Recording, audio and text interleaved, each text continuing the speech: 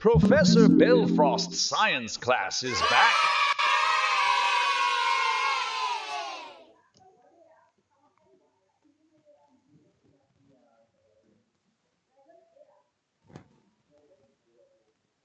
Hi, welcome back to this channel, and today we'll again discuss another concepts related to science. So here's the science tutorial for you today. Are you ready? Let's continue this video.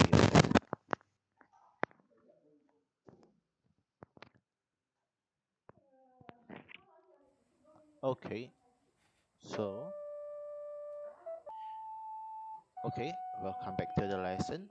And today we'll start the discussion on functions. Okay, so function has a very vital role in mathematics, and let us discuss about it.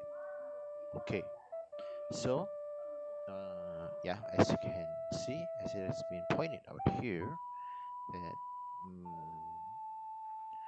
toward the end of the 20th century, then yeah, the balance of stocks of internet and technology companies rose dramatically. Okay, and as a result, that yeah, the stock market of the Standard and Poor's average rose as well. And yeah, there are yes many things that's pointed out here. As you can see, the graph will track a value of the initial investment of just under $100 over the 40 years, and it shows that investment that was worth less than $500 until about 1995 skyrocketed up to about $1,100 by the beginning of 200. And yeah, actually this result all can be plotted because there is a definite relationship between the year and the stock market average, and this is why we need to discuss about function. Okay, so here is the first topic: function and function notation. Okay, so for example, a jetliner changes altitude as its distance from the starting point of a flight increases, and the weight of a growing child increases with time, and in each case that one quantity depends on another. Okay, so this is a point. In each case that one quantity depends on another, and there is a relationship between the two quantities that we describe analyzing user prediction. So we will need to analyze such relationship. A relation is a set of order pairs, and the set of the first components of each order pair is called the domain, and the set of the second component of an order pair is called the range. And consider the following set of order pairs. So we have 1, 2, 2, 4, 3, 6, 4, 8, and 5, 10. And you can see that the second number in each pair is twice that of the first. Okay, so the domain for this set is 1, 2, 3, 4, 5, whereas the range is 2, 4, 6, 8, and 10. And note that each value in the domain is also known as the input range or independent variable, and is often labeled with the lowercase letter x. And each value in the range is also known as an output value or dependent variable, and is often labeled lowercase letter y. Okay, so this is very important. Okay, and a function f is a relation that assigns a single value in the range to each value in the domain. Okay, so actually this is just basically a relation. Okay, and in other words, that no x value are repeated. Okay, for example, say that we have 1, 2, 3, 4, 5, which is pair exactly one element. The range to 2, 4, 6, 8, and 10. So here's we see there's nothing repeated. But now let's consider the set of order pairs that relates the terms even and odd to the first five natural numbers. That it will appear odd 1, even 2, odd 3, even 4, odd 5. Okay, as you can see that the element of the domain even and odd is not paired with exactly one element in the range. Okay, 1, 2, 3, 4, 5. Okay, and for example that the term odd corresponds to three values from the range which is 1, 3, and 5, and the term even correspond to two values from range 2, 4, and this violates the definition of a function. So this relation is not a function, this is just a relation but not a function. So this is very important. Okay, please see that yeah, relation is a function. P, M, Q, and R, N. relation is a function p x q y r z. Okay, but p x q is y, and also at the same time is also paired to z. This is not a function. This is just a relation. So, in summary, that a function is a relation which each possible input value leads to exactly one output value, and we say that the output is a function of the input, and the input values make up the domain, and the output values make up the range. Okay. The important thing is here: if any input value leads to two or more outputs, then do not classify the relationship of as a function. And let's see the example that's given in this book. By the way, I use OpenStack's book for our teaching. Okay. So the coffee shop menu shown below consists of items and their prices. First, is price a function of the item? B, is the item a function of the price? Let's begin the analysis. So we see plain donut, jelly donut, chocolate donut. Okay, plain donut is paired 149, jelly donut is paired 199, and chocolate donut is paired 199. Actually, you cannot see that there is something overlapping here. I mean, overlapping is that the uh, same item is paired to uh, two price. I mean, for example, you have plain donut here, plain donut also here, but it's 1149, one is 199. No, there's nothing like this. So all of this is a function. So this relation is also a function. Okay. So here's the explanation. Each item on the menu has only one price, so the price is a function of the item. Okay. And is the item a function of the price? Let's see. Okay. So we have 149. It's plain to plain donut, but we have also 199 that's paired to jelly donut and then chocolate donut. So this is not a function, this is just a relation. Okay, so two items on the menu have the same price. If we consider the price to be the input value and the item to the output, then the same input value could have more than one output associated with it, and thus it is not a function. So item is not a function of price. Okay, so there is a very crucial consideration that you need to take into account. Second example, in a particular math class, the overall percent grade corresponds to a grade point average or GPA. Is GPA a function of the percent grade? Is the percent grade a function of the grade point average? The table 1 shows a possible rule for assigning grade points. Let's see.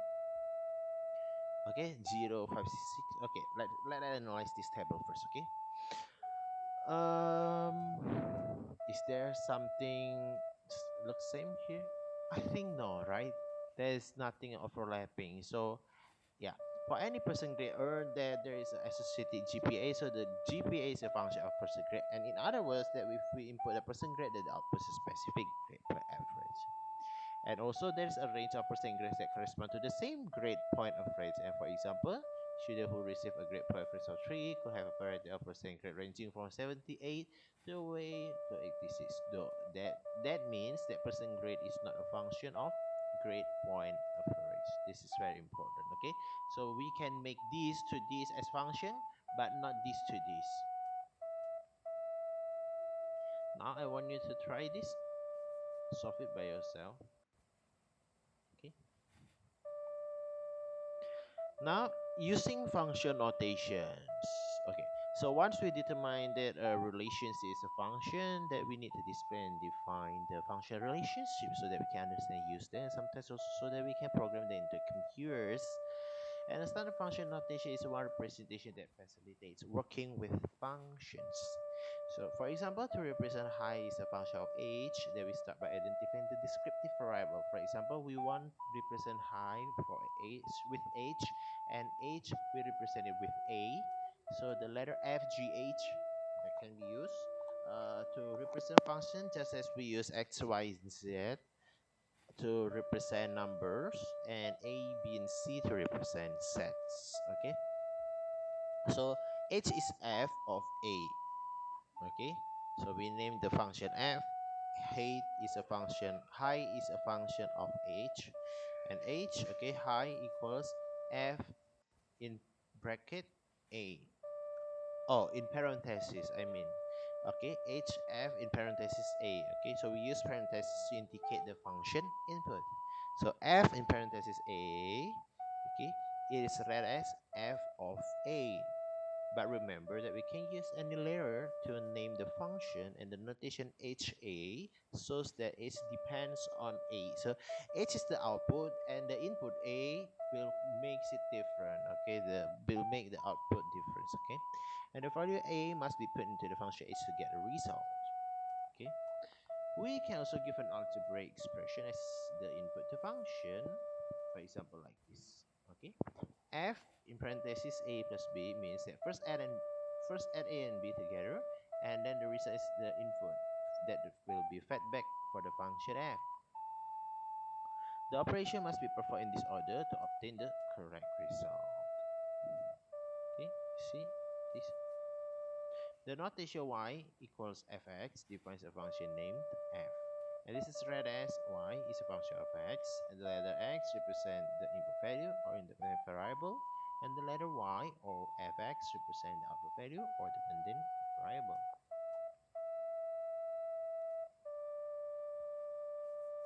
Okay, use function notation to represent a function whose input is the name of a month and output is the number of days in the month. Assume that the domain does not include leap years. Okay, so the number of days in a month is a function of the name of the month. Okay,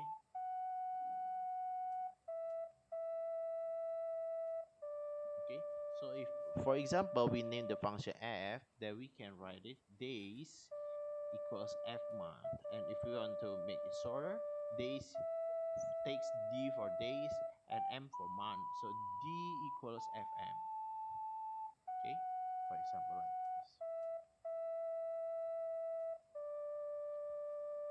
Second example, a function n equals n capital equals fy gives the number of police officers n in a town in uy. So what does f2 2005 equals 300 represent? It means that the number of officer of the year 2005 is 300. Yes, 300 officers. That's good. Okay, so you have seen it, right? Okay. Now let's represent function using tables. So a common method of representing functions in the form of table. So the table rows or columns display the corresponding inputs and output values, and in some cases that this value represent all we know about the relationships. Other times the table provide a few select example from a more complex relations. Okay. For example, we have this, okay, month number and this in month. Okay, this is from our previous example. And also table 4 shows a new function q capital equals gn. So g is a function that takes input n and gives an input cube. Okay, and table 5, the other example displays the age of children in years and their corresponding heights. Okay, heights. Okay, this table displays the sum of the data available for the heights and ages of children, and we can see right away that this table doesn't represent a function. Okay, why? Can you guess it? Okay, why? Yes, because the same input value 5 years has two different output values, 40 inches and 42 inches. You see this one. Oops, this one.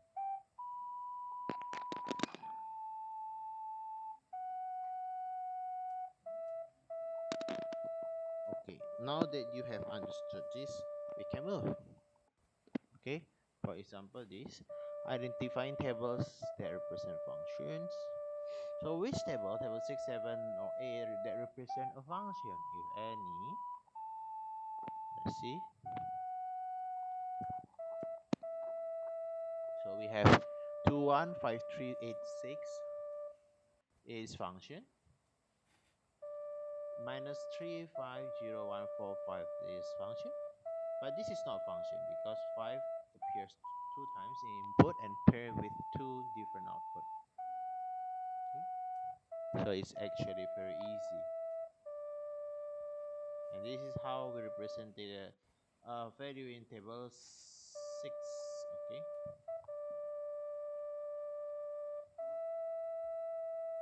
and table 7. But the table 8 cannot be represented in similar way because this is not a function. So we cannot write down relation. We can only write down function. Okay. Now we need to find input and output values of a function. Actually, this is very easy. Okay. When we know an input value and want to determine a corresponding output value for a function, that we evaluate the function. We evaluate the function. The evaluating will always produce one result because each input value of function corresponds to exactly one output value. Okay. Solving can produce more than one solution because different input value can produce the same output values. Now let's see if we want to evaluate fx equals 5 minus 3x squared for for example x equals to, how to do that? Okay, it means that we substitute x to be 2, right? Okay, and then we square it and we multiply it with 3, and then the result we subtract 2 5. Easy. There's examples given in the book. So if you let fx equals x squared plus 3x minus 4 at 2a plus x, and yeah, d is just a more complex problem. So for x equals 2, it means that you substitute x with 2. So 2 squared plus 3 times 2 minus 4. So 4 plus 6 minus 4 is 6. Okay. Therefore, if we just make it a, you cannot solve it to make a numeric. You just leave it with a squared plus 3a minus 4. That's all. Okay. But if you make it a plus h squared, you need to solve it into the simplest form. I mean that you distribute it. Maybe you use FOIL method or whatever. I don't care. A squared plus 2h plus h squared plus 3a plus 3h minus 4. Okay, but how about fa plus h minus fa by h? Yeah, you just need to subtract the result from c and b first, and then you just divide by h, and you get the formula is shown 2a plus h plus 3. Next, given the function hp equals p squared plus 2p, evaluate h4. Okay, so to evaluate h4, then we substitute the value 4 first for the input variable p in the given function. So we have 4 squared plus 2 times 4, so 16 plus 8 is 24. How about given the function hp equals p squared plus 2p, let's solve for hp equals 3. Okay, now you are asked the p, the input, not the output. So we work the reverse way.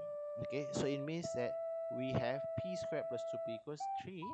Then we just solve it using algebra techniques. This is quadratic equation, right? P squared plus 2p minus 3. You can use quadratic equation, quadratic formula, or Khwarizmi formula. Okay, p plus 3p minus 1, it means p equals minus 3 and 1. Okay, and then you can plot it and you see the intersection is it's correct. It is at minus 3 and 1. Now evaluate function expressed in formula. Okay, so some functions are defined by mathematical rules or procedure expressed in equation form. And if it is possible to express the function output with a formula involving the input quantity, then we can define a function in algebraic form. For example, the equation 2n plus 6p equals 12 expresses a functional relationship between n and p, and we can rewrite it to decide if p is a function of n. Okay, for example, you can see this one. Express the relationship 2n plus 6p equals 12 as a function of p equals fn is possible. Is it possible? Yeah, it's possible. This is still simple. So first we need to be able to write the relationship where p is a function of n, means that we isolate the p on one side and the n on the other side. For example, like this, we move the n to the right side. So 6p equals 12 minus 2n. Then we divided both sides by 6. P equals 12 minus 2, 6 by n by 6. So p equals 2 minus 1/3 n, and that's done. Now, next example. Does the equation x squared plus y squared equals 1 represent a function with x as input and y as output? If so, then express the relationship as a function y equals fx. Yeah. So first we need to move the x squared to one side. Actually, not move. Yeah. You subtract x squared from both sides. Okay. This is also a very important thing that actually in mathematics there's nothing called move or switch side. No, we just subtract or add a certain term to both sides. Yeah, that's what we do actually. Okay, so in this case we subtract x squared from both sides, so y squared equals 1 minus x squared. That's the final things. And because we are not to express y squared as fx, it means that we need to take a square root of both sides, right? So y equals plus minus square root of 1 minus x squared. That's the solution. Now I want you to try to solve this.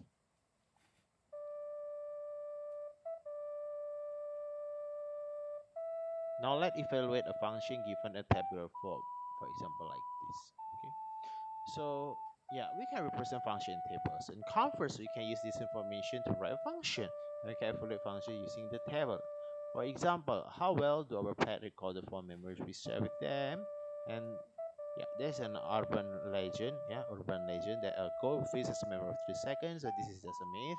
Okay, goldfish can remember up to 3 months, while the battlefish has a memory up to 5 months. While puppy's memory span is no longer than 30 seconds, and the other dog can remember for 5 minutes. And this is a measure compared to a cat whose memory span lasts for 16 hours. So you can look at this. Okay, so at the times that evaluating a function in table form may be more useful than using equations. Okay, so the domain of the function is the type of pet in this example, and the range is a real number, represent the number of hours the pet's memory span lasts. Okay, so we can apply the function p pet, okay, at the input value of goldfish. Okay, oh, function p is to show memory span. Okay, so p goldfish. Okay, for example, this p goldfish, the function that's so the relationship between the pet to the memory span is, yeah, this 2160.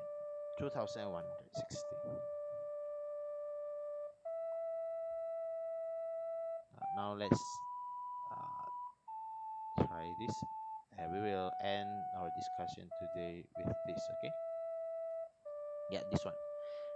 Using table 11, okay, evaluate G3 and solve G6, Gn equals 6. So G3, we just need to find n equals 3 and look at the Gn. Okay, you see the 7, right? The one that corresponds with 3 is Gn equals 7. How about solve Gn equals 6? It means that we look at the Gn row first, find the one that is 6, and find the corresponding input. But you see that here we have 6 two times, so 2 and 4. So the solutions are 2 and 4.